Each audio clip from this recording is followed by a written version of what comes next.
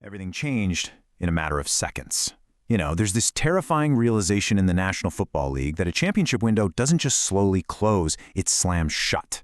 Welcome to NFL Nexus. Today we're opening up the files on a franchise that is teetering right on the absolute edge, the Indianapolis Colts. Now, before we dive into this cinematic explainer of their 2026 offseason crisis, I need you to do a few things. Subscribe to the channel, like this explainer, and comment down below on what you actually think of this front office's strategy right now. And hey, if you want to support these exhaustive documentary-style deep dives we do here, become a channel member today. Your support literally keeps the film rolling.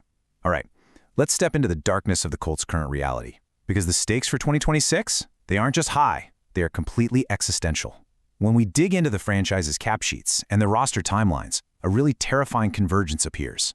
2026 is the absolute bottleneck. We're talking crucial rookie contracts expiring, massive dead cap hits from past restructures finally coming due, and the absolute core of this roster suddenly demanding top-of-the-market extensions that they simply cannot afford all at once. This is it, the ultimate make-or-break year. So, can they survive? That is the single question echoing through the halls of Grand Park Sports Complex right now.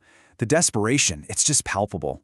We are looking at a franchise suffocating under the weight of an agonizing AFC South playoff drought. And the roster? It is bleeding. The front office made this incredibly aggressive, desperate push to land former All-Pro edge rusher Trey Hendrickson in free agency, and they failed. When we look at the transaction logs, they simply refused to match the guaranteed money structure that Cincinnati ultimately demanded to facilitate the trade. They literally watched him slip through their fingers over a squabble about cash flow over 2 years. Let that sink in. And then, on the other side of the ball, their safety blanket is completely gone. They traded away their longtime top receiving option, Michael Pittman Jr., and what did they get? A conditional third-round pick and a swap of late day 3 selections. A startlingly meager return for the absolute engine of their passing game. The pillars of this team have been totally shaken, and as the summer break drags on, the silence coming out of Indianapolis is deafening. $31 million. I want you to really let that number sink in. The Indianapolis Colts currently possess the 7th most cap space in the entire National Football League. $31 million just sitting there, gathering dust in the vault, while the roster is practically crying out for reinforcements. Look, in the modern NFL, cap space is weaponized. It is the currency of champions. To truly understand the gravity of this number, we have to look at positional market values, right? $31 million is enough to afford a premium Tier 1 edge rusher, completely absorb the cap hit of a highly productive wide receiver 1, and you'd still have roughly $5 million left over to comfortably sign an entire draft class. To just sit on this massive fortune while your championship window is threatening to slam shut, it's not just conservative. Honestly, it borders on front office malpractice. Every single day that passes without deploying these resources is a day wasted, because you do not win Lombardi trophies with a really healthy bank account. You win them with game wreckers on the actual field. The failure to utilize this $31 million to secure premium talent, especially after losing out on Trey Hendrickson and trading away Michael Pittman Jr., is a decision that could haunt this franchise for a literal decade. It is a terrifying gamble. So will they take this money to their graves, or will they finally strike? To really grasp the severity of this gamble, we've got to meticulously examine the wreckage left behind by that Hendrickson failure. The starting spot opposite Laiatu Latu is currently a chilling battle of attrition between Arden Key and Jalen Tuimoloau. Let's look at the harsh reality here. Arden Key is an 8-year veteran. He's a situational pass rusher. Last year, in 12 games, he managed a meager 4.0 sacks. 4. That is not the production of a foundational piece. That's a rotational depth player being forced into the spotlight because there's nobody else. And contrasting him is Jalen Tuimoloau, a second-round pick coming off a bitterly disappointing rookie campaign. When you actually dig into the snap counts from the source data, the reality of his season gets even more concerning. He played less than a fourth of all defensive snaps across the entire year, and he was repeatedly benched during crucial third-down situations. His final stat line for the year, 17 tackles. 0 sacks. 0. Now, the defensive staff claims he's made gains in walkthroughs, but come on, walkthroughs do not win Sundays.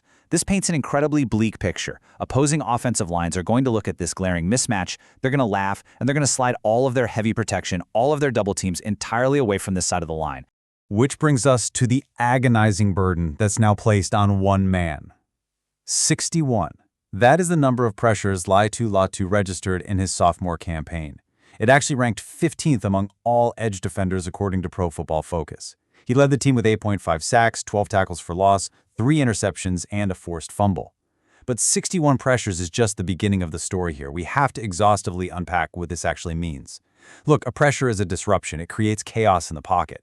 But to truly grasp the weight of this number, you have to consider that the elite, franchise-altering edge rushers, guys like Myles Garrett or Micah Parsons, they're regularly pushing past 85 or 90 pressures in a single season.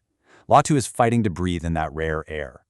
But the entire Indianapolis defense now hinges completely and utterly on this single player making a monumental leap in year 3 to bridge that gap.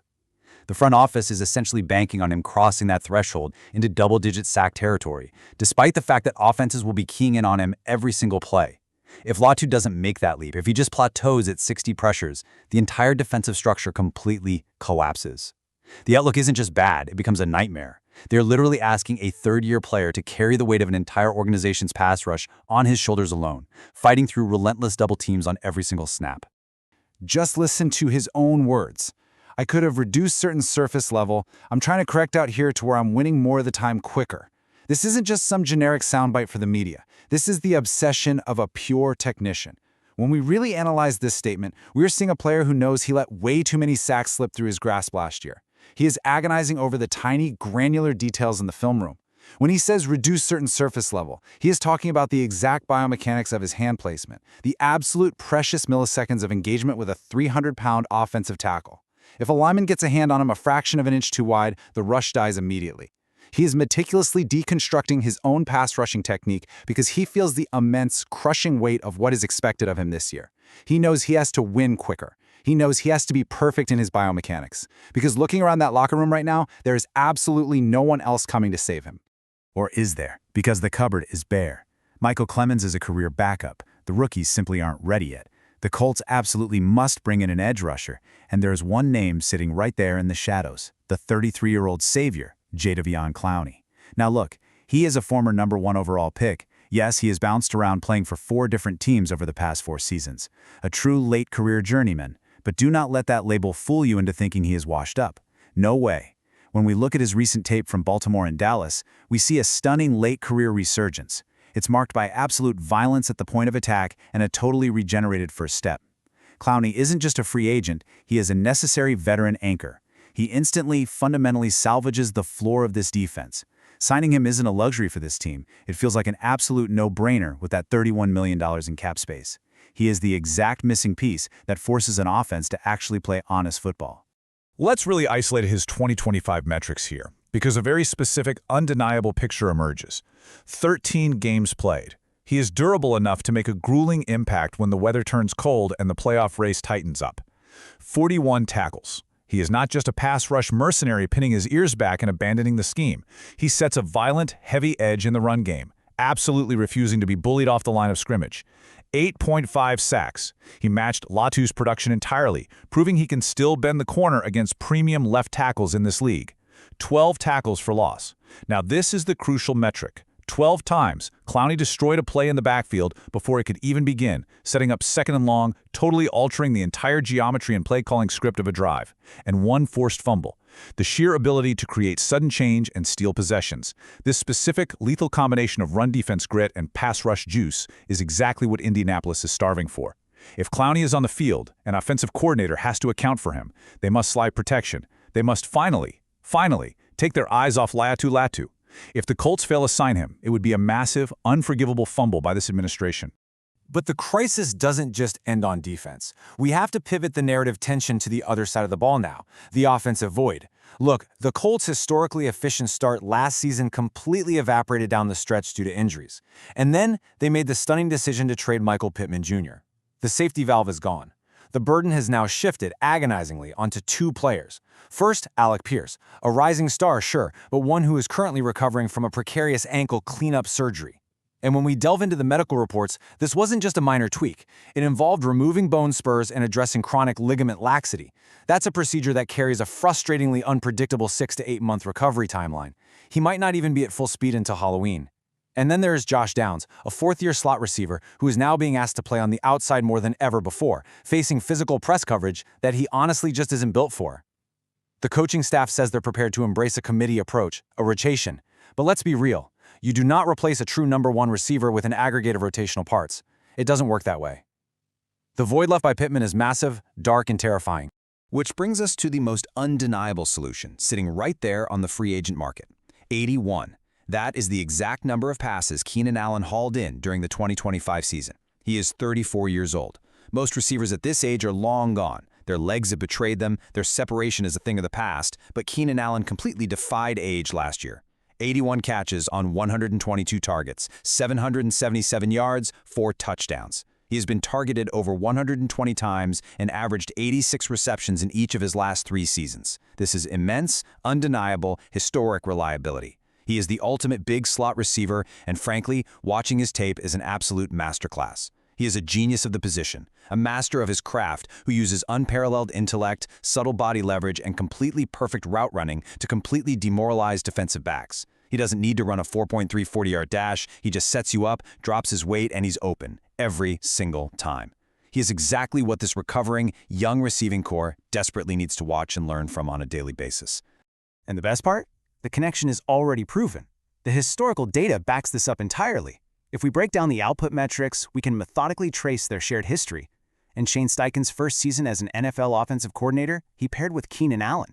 In just 13 starts together, Allen saw an astonishing 100 targets. He produced 992 receiving yards, and most importantly, 8 receiving touchdowns, a career high in touchdowns under Steichen's brilliant offensive mind. Why did it work so well? Because of the core mechanics of Steichen's system. Steichen relies heavily on inbreaker routes, quick hitters, and stop routes, concepts that require absolute, pinpoint precision.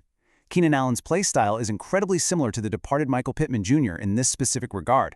He knows exactly how to stem his route, violently sink his hips on a stop route, and present a perfectly massive stationary target for his quarterback over the chaotic middle of the field. This pairing is a match made in football heaven. Steichen knows exactly how to extract every last drop of gas left in Allen's tank. And the reality is, they cannot afford to wait.